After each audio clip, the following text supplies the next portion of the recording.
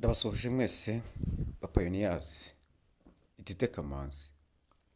Shimira abakoze subscribe kuri Kamanzi official kandi abatarabikora nabo basaba kubikora.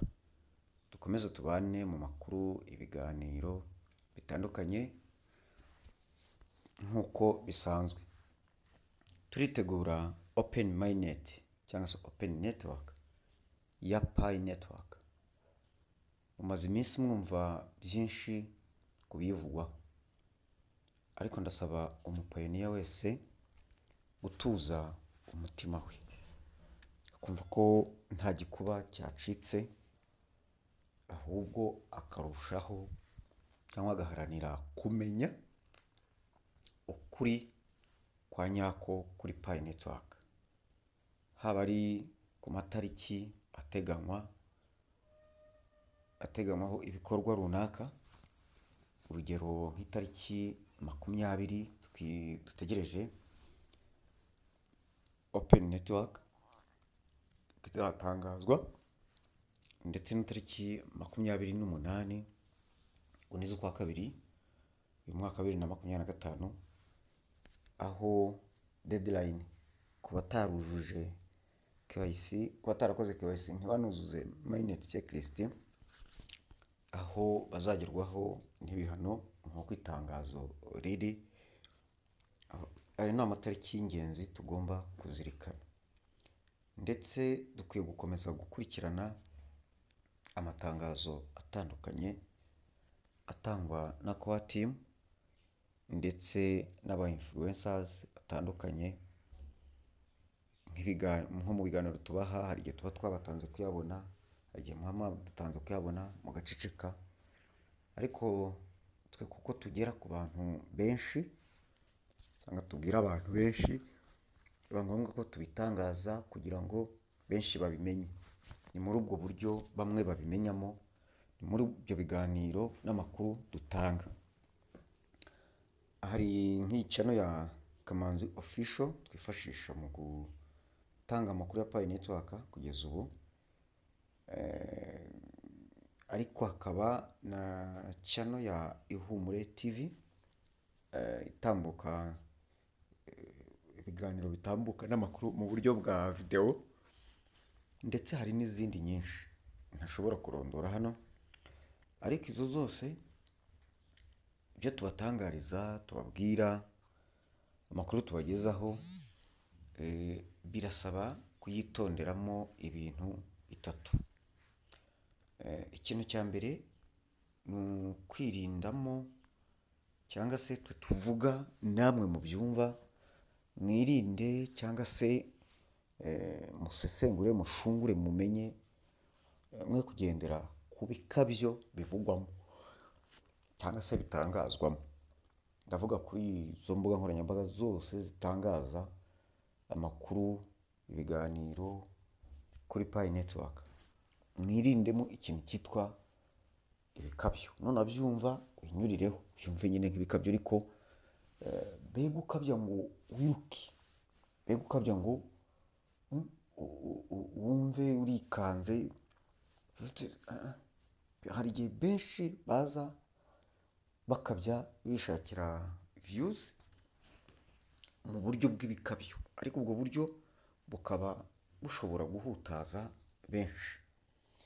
Hanyuma icya kabiri tugomba kwitonderamo muri ibyo biganiro n'amakuru kuri Pi Network, kuko benshi baza burya ari barusahurira mu nduru, bakubitira mu kadeyi bavuga bati aha harashyushye, akaba ariho bakubita. Mwitonderemo cyangwa se mushungure, mumenye niba ari ibihuha, kuko benshi bakubita hariya ibihuha mu rwego rwo kugira ngo babahabure. Impamvu babahabura ni kwa kundi nyine umuntu agashaka amakuru akayabura pe, akakuzanira igihuha, ngo nicyo gicuruza ibintu nk'ibyo. Iki rero nimukibona ugomba kuba ufite amakuru y'ukuri kugira ngo bataguca muri humye, igihuha kikaba cyaguhungabanya. Ibyo byose birahungabanya. icya gatatu ugomba kwitondera muri aya makuru n'ibiganiro tubaha kuri Pi Network ni ikintu bita ibinyoma. Ni ukuri pe, hari ukuntu umuntu agukubita igihuha akubwira ati numvise bavuga ko, hari aho numvise. Icyo ni igihuha. Ariko noneho ikinyoma, neza neza umuntu akakubwira ati ndakubwiza ukuri, nukora gutya na gutya biraba gutya na gutya, akaguha screenshot, akaguha ibihamya byambaye na njyahe, akakubwira ati ibintu birakora pe. Umuntu nakwereka ko bikora, nabifatire video. Hari ibidafatwa video, hako ibyinshi bifatwa video. Nafate video ayikore abyerekane, ariko apana kubicisha hirya hino akabeshya abantu. Dore urugero ngiye kubaha, abantu ntabwo bamenye ukuri kwa Fireside, birirwa bayikina we. Kumbe Fireside itwara Pi y'ukuri, ifite tokeni iguha. Nyamara izo tokeni ntabwo biramenyekana ngo tokeni imwe ihwanye na Pi. Bo bafite tokeni barakubwira ngo tokeni niba ari 100 niyo ngo zihwanye na Pi izi n'izi, ariko ntituramenya ngo Pi ifite agaciro ka Pi zingahe, na ka tokeni zingahe za Fireside. Pi imwe ntiwamenya ngo ifite agaciro ka tokeni, uvuga ngo Pi imwe ihwanye na, ifite agaciro k'amadolari angahe. Hanyuma tokeni imwe ubwo niza kubihwanye na Pi ziri guhora bagutwaye Pi, baragutwaye amadolari angahe. Niba agaciro ka Pi katarasohoka, wowe ukaba ugikina Fireside, iragutwara Pi iguhe tokeni, ariko utazi ngo Pi ifite agaciro kangana iki. None agaciro ka Pi ni uzavuga uti yashaka Fireside yarampenze.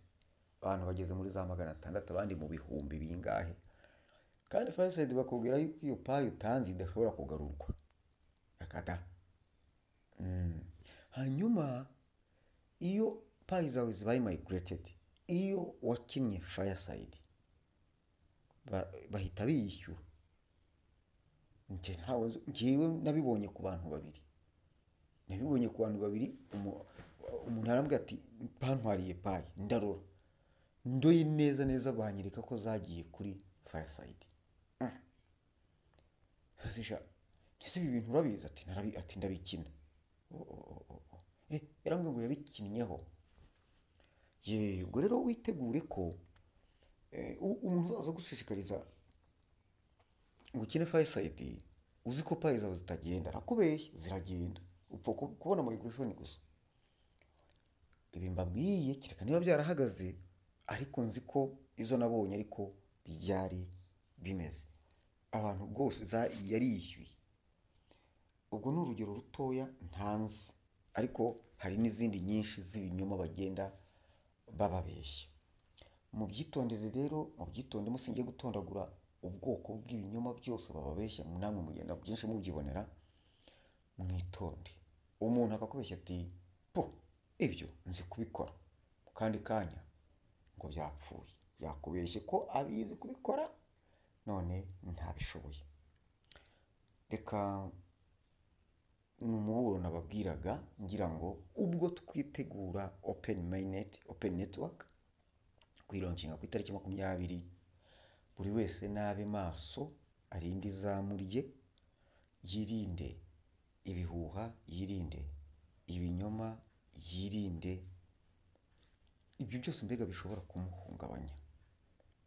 Cyo ibi byose bishobora kumuhungabanya, yaba ari we ubwe, yaba ari no kumuhungabanyiriza intekerezo. Mubyirinde. Uzabyirinde ute rero? Cyambere, ugomba kumenya mu makuru atandukanye, mu biganiro bitandukanye tubagezaho, mwihatire kukumenya, kandi namwe ubwanyu mucukumbure. Telefone bazifite niho tuyakura natwe. Mumenye ibi bikorwa bite, ibi biva he bikajya he. Ibyo nimutagira ubumenyi kuri ibi bintu, twabahamagaye kenshi kugira ngo tubigishe, kandi n'ibiganiro turabitanga. Ni byiza rero yuko noneho ibyo utakoze ubu wabikora mu minsi mike isigaye kugira ngo hatazagira ikigutungura cyangwa ngo kiguhungabanye. Ndagira ngo nsoreshe isomo muri Bibiliya, handitsemo isomo mu gitabo cy'umuhanuzi Nahumu igice cya 3 umurongo wa 14 haranditse ngo ivomera amazi azabe ahagije mu gihe cyo kugotwa, komeza ibihome byawe, jya mu ibumba ukate urwondo, ukomeze itanura ry'amatafari. Ni muri ubwo buryo nababwiraga gushaka amakuru mukaba mwubakitse mu bumenyi kuri Pi Network kugira ngo he kuzagira ubabeshya, he kuzagira ubakanga, he kuzagira ubaha amakuru atari yo y'impuha. Ibyo byose mumenye ko bitandukanye, mugomba gukura kugeza ku rwego rwo guca akenge, mukamenya gutandukanya ururo n'icyatsi muri Pi Network. Ndasoza mpamagarira abantu bifuza yuko bakosoza konte zabo kuzishyira ku murongo. Ubu nicyo kigezweho. Ubikeneye ampamagare kuri 0788201418 cyangwa se 072212545332. Ni Tite Kamanzi. Hanyuma umbwire ikibazo ufite, mbaze icyo nagufasha. Mfite ikibazo kuri Pi, ndifuza ko wamfasha, nakubonane. Hanyuma nkubwire aho ndi ko mboneka cyangwa ntaboneka. Ariko by'umwihariko uyu munsi ku cyumweru guhera saa 8 ndaba ndi kuri Great Hotel mu Kiyovu, ubwo ni Kigali. Abakeneye ko nabafasha kubarebera uko bitunganye cyangwa se ko bidatunganye, kubisubiza ku murongo, mugire gute, niba mwumva ko nabafasha uraza ngufashe, ariko urabanza umpamagare kubera impamvu ushobora kumpamagara ugasanga natirimutse, kuko nta muntu wampaye akazi hariya mpicara ngira ngo uhagera mufashe ubishaka. Ubwo natirimutse rero wowe wafashe inzira waje utambajije niba ndi buboneke izo saha, nubwo nabitangaje ariko kugenda n'isaha kuko ntabwo umuntu yamikira akangiye kugikora ngo ngumaho kandi wowe waje, wenda bikaba ngombwa yuko ugomba kubanza kumbaza utse uraboneka, mubwire nti yego cyangwa gahunda yahindutse. Nibyo biba byiza, nawe biragufasha mbere yo kuhaguruka ukamenya ko uhagurutse ugiye kureba umuntu uhari koko. Rero sinaherukaga kuvugiraho hano, ariko ni ngombwa ko mpavugira kuko hari abambwiye bati twebwe rya twakoze subscribe duhira urushinge kuri Kamanzi Official nta handi, ko rero nutavuga tuzajya duhoba. None rero munyihanganire ko maze iminsi ntavuga, nari mugiye maze iminsi ndwaye nkakorera kuri channel imwe gusa. Nkumva wenda ko mwabibonye kuko mbasharinga ku mbuga duhuriyeho, ariko ejo hari uwambwiye yuko izo mbuga batazibaho, ko bakurikira Kamanzi Official gusa. Ngayo nguko rero amakuru nari mbafitiye nayo, ikiganiro nicyo, nibyo nagira. Ikindi ndagira ngo mutuze umutima, muhumure. Ibyo mwumvise bavuga bati Pi Network nayo iri mu bidahwitse, ntabwo ari byo.